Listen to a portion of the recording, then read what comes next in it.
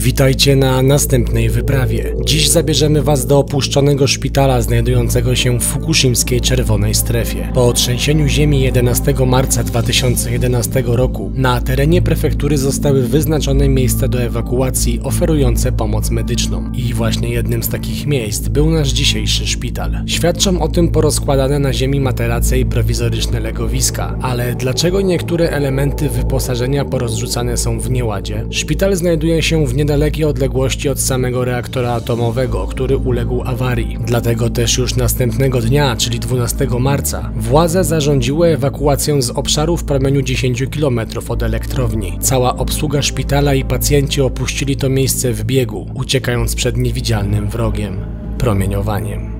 Znowu jesteśmy w czerwonej strefie, o czym mogą świadczyć te czerwone linki i czerwone zawieszki. 0,6. 0,6 sieverta, przed chwilą był 0,6 mikrosieverta, tak? Przed chwilą był 1 mikrosievert. Szpital jest w czerwonej strefie, gdzie jest podwyższony poziom radiacji, bo tutaj jeszcze nie przeprowadzono dekontaminacji. Teraz mamy wynik z rzędu tam niecałe 0,9 mikrosieverta, czyli tak naprawdę niedużo, aczkolwiek jest to więcej niż normalnie u nas w domu. Alarm ustawiliśmy na 5 mikro, będziemy szli przez las. Jeżeli cośkolwiek będzie nie tak, no to po prostu się włączy.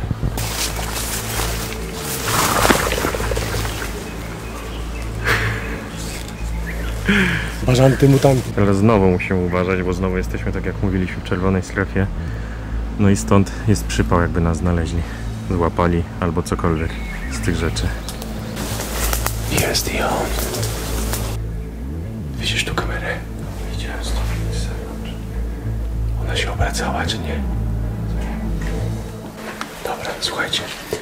Musimy być bardzo cicho, rozdzielić się i tak naprawdę być tutaj ultra krótki czas. Masz włączony telefon i internet. Tak. To idziemy.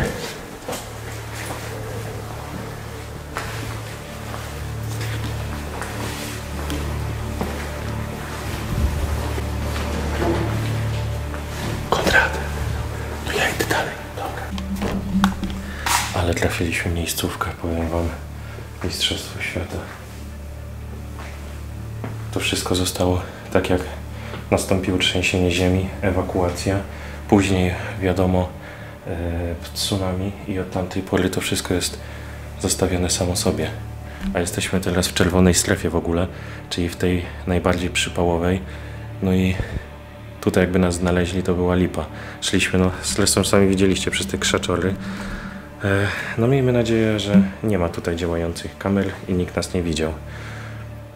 Idziemy dalej, bo robi się obiecująco. Jest taki jeden plus, to po pierwsze, że jest tutaj dużo odchodów różnych tam szczurów i chyba dzików też i ślad butów. Czyli nie ma tutaj alarmu. A oni z tym jeździli pomiędzy do chorych i w środku było jedzenie. Muszę iść na górę, bo tam jest koniec. I jak wejdę na górę, to chyba przejdę w dalszą część. Chyba tutaj w ogóle z tymi ludźmi, bo tych najwięcej wózków jest przy wyjściu. Podjeżdżano do wyjścia, wysadzano ich do samochodu, wózki wrzucano ponownie i wyjeżdżali. A tutaj zobaczcie maty. W pierwszej fazie, jak ludzi ewakuowano, czy jak było właśnie tsunami czy trzęsienie ziemi, to ci mają ludzie tak, że nie wiem, ewakuują się do największych pomieszczeń przy wyjściu, kładą ich tutaj i oni oczekują na pomoc jakąś, która tutaj przyjedzie i ich stąd zabierze.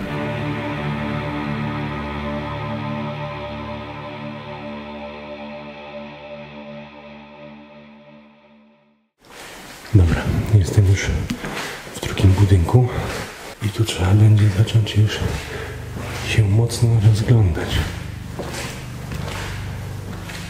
Zobaczcie. Telewizory poukładane. Co to jest? Mobil Art 2. To jakaś maszyna do, nie wiem, do rentgenu, jakiś aparat taki. Shimatsu Corporation. To wygląda trochę jak pokój pielęgniarek. Wszystko leży na ziemi. W ogóle tu była taka akcja, że najpierw do tego szpitala zaczęto ściągać ofiary trzęsienia ziemi i tsunami. A później jak okazało się, że jednak jest problem w elektrowni, to ewakuowano cały szpital i po prostu to wszystko tak stoi od 2011 roku.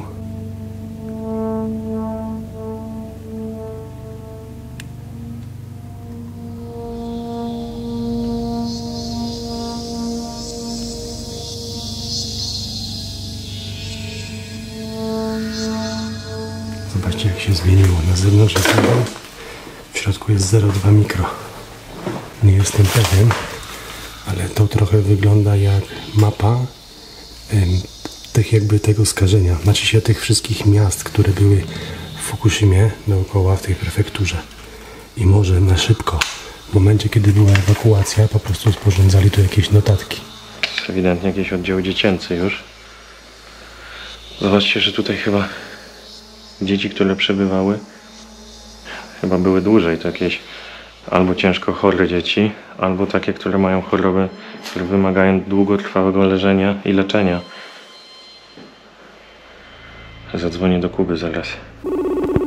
No co jest? Gdzie jesteś? Ja cały czas szedłem prosto. Ja wszedłem na drugie piętro. No dobrze, a miałeś tą klatkę schodową z wieżą? Tak, byłem tam przed chwilą i nią poszedłem na górę. A, no to jesteś... To ja też jestem u góry. Ty, ale to chyba nie ma sensu, żebym do ciebie szedł. Ja idę dalej, bo to szkoda czasu. Dobra, spoko, na razie. Zamknięte. Ale tam i tak już jest koniec. Raz na jakiś czas tam tej części coś puka, ale to chyba są rośliny. Albo uderzające o szyby, albo zwierzęta. Drugi temat jest taki, że rozmawiałem z Konradem i on idzie w moją stronę i już minął tą taką wieżę, więc ja idę tam. Ta podłoga się strasznie klei, ale zobaczcie, chodzą ludzie, bo są ślady. Ciekawe, czy tutaj przyjdziemy w ogóle dalej.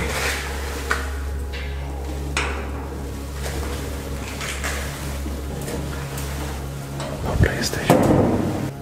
Nie wiem, co to znaczy, ale idziemy. Okej, drugie piętro. To, co leży tutaj na ziemi, to splądrowały prawdopodobnie te dziki. Kuchnię. O, a to chyba główna ta. Zobaczcie, marzec. 11 rok. Kalendarz na ścianie wisi. Tu jest plan tego szpitala. I ja jestem tu. To jest to półkole, które jest tutaj po mojej prawej stronie. Dokładnie jestem w tym pomieszczeniu. Stąd żeśmy poszli i Konrad jest w tym budynku. U góry. Patrząc na to, to był chyba szpital geriatryczny, wiecie? Bo jest bardzo dużo wózków i pampersów i tak dalej. Rzeczywiście szpital jest przeogromny. My nie mamy tutaj dużo czasu,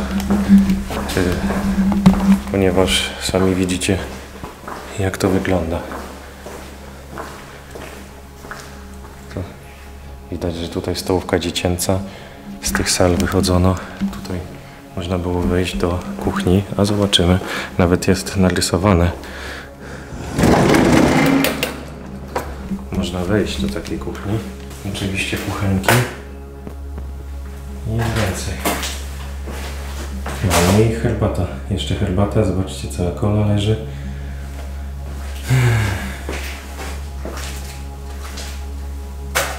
Nienawidzę szpitali. Najgorsza rzecz na świecie. W Japonii zobaczyłem jedno, że tutaj na każdą małą miejscowość jest szpital. A w Polsce no to wygląda tak, że na Warszawę tu jest parę i terminy masz 10 lat do przodu, więc ciężko kiedykolwiek się tam dostać. To chyba jakiś pokój personelu, pielęgniarek, lekarzy, ale bardziej jakichś pielęgniarek i personelu szpitalnego, bo wygląda to jak recepcja. Wszystko zostało. Patrzcie się. Normalnie ich pieniądze. Zegarki.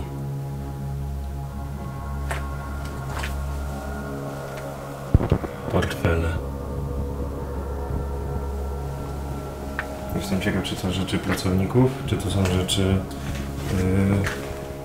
pacjentów. Ale to, że w szpitalu znajdę papierosy, no to już dziwne, ale w Japonii jest dosyć rozwinięta ta kultura palenia. Powiem wam, niech leżą sobie tutaj, więc no nie zdziwiłem się właśnie, że to jest personelu, który tutaj sobie wychodził jarać szlugi na zewnątrz. W ogóle ile maszynek do golenia.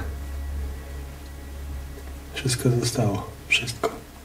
W ogóle to wszystko jest tak jakby w takim chaosie i z jednej strony tak zrobiły to dziki, ale z drugiej strony pamiętajcie też o tym, że oni się ewakuowali i po prostu wszystko tak porzucili jak było. I na początku mogliście widzieć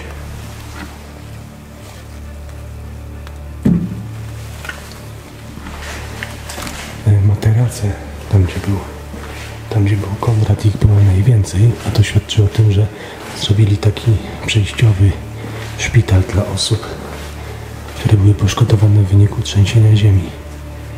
Widzicie, to wszystko jest po prostu porzucone od 2011 roku.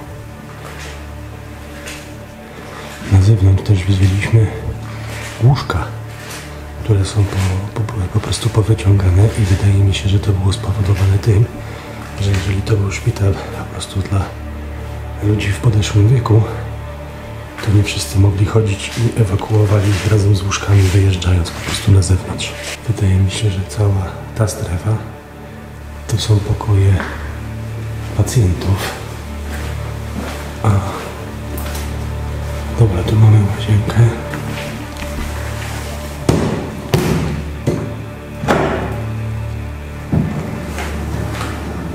A, to są toalety, myślałem, że to są prysznice.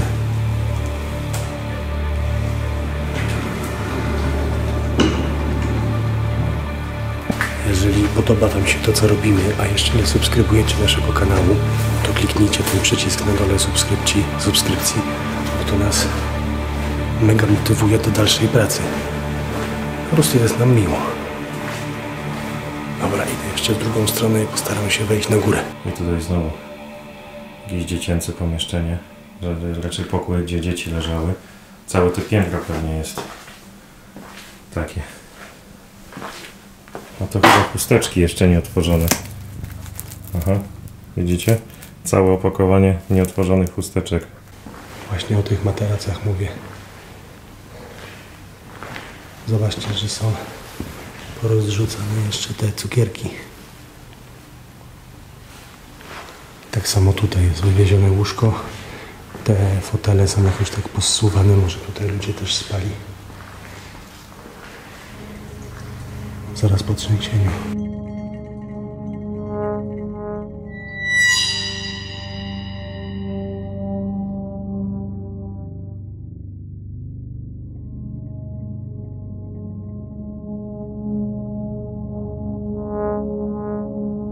Widzicie? To żarcie jest powyciągane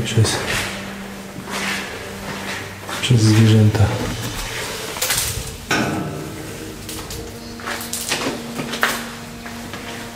A i chyba na każdym piętrze będzie to samo, czyli kolejny pokój tych sióstr i to w ogóle jest taki sam układ. Piętro za piętrem jest takie samo. Czyli ja trafiłem w tą część, gdzie byli pacjenci po prostu. Jakieś takie jak krople do oczu to wygląda. Nie wiem, czy to są nazwiska tych osób, co to jest w ogóle, ale wygląda jak krople do oczu. Tego jest bardzo dużo. Bo tak samo są też tutaj, widzicie, różne ampułki. Widzę, że nawet szczury to poprzegryzały. A tu są leki w ogóle. Tabletki. Gdzieś tutaj słyszałem fugę.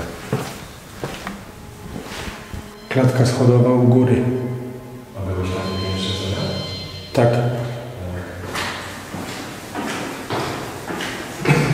Tutaj, gdzie teraz jesteśmy, to były pokoje pacjentów i pielęgniarek.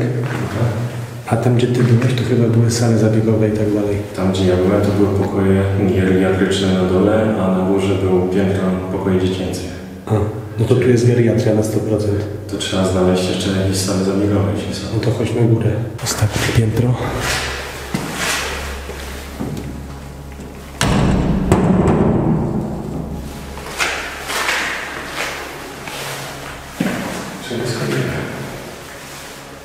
Idziemy do tego następnego. Nie wiem, jak tu nazwać. Akta? Coś takiego, co nie?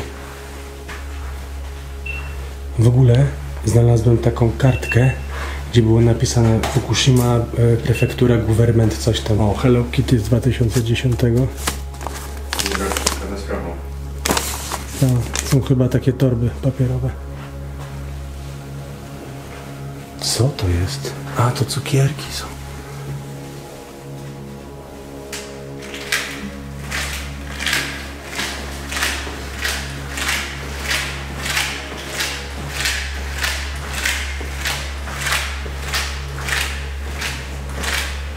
Strasznie ci się ten butelek.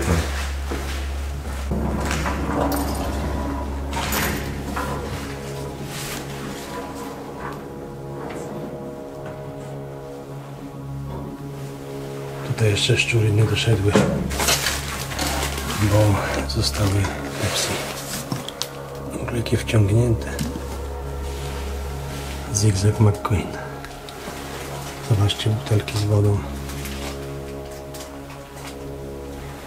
To są takie biblioteczki chyba. Tu można było przyjść, wypożyczyć książkę. Albo, słuchajcie, Macintosha. To jest w ogóle laptop MacBook G4. Jakieś opakowania po kamerach. Zobaczcie, tu jest następny iMac G5.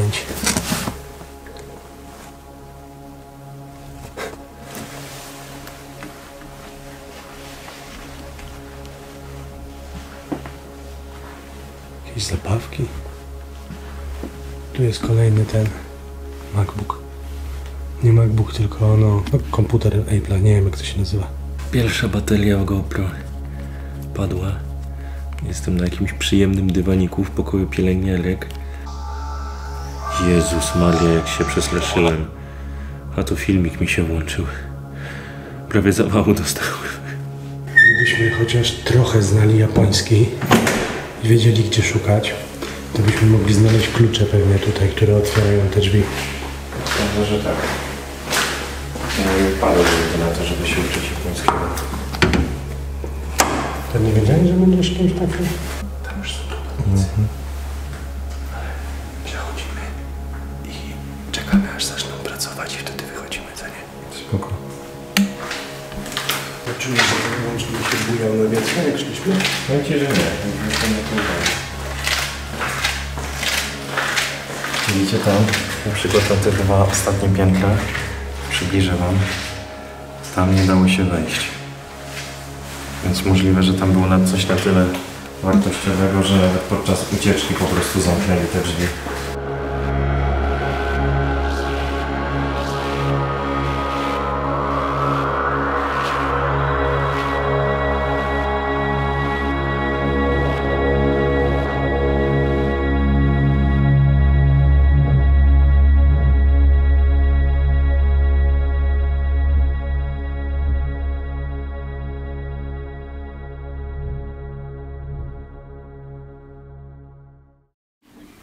Już coś było poskreślane w kalendarzu po 11, tak jakby coś planowali.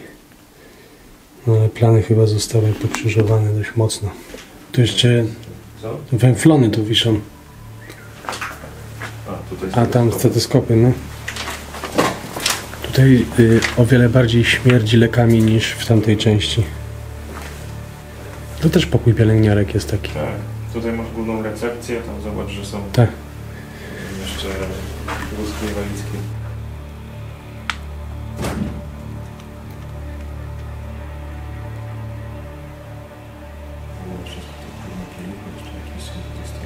Tak.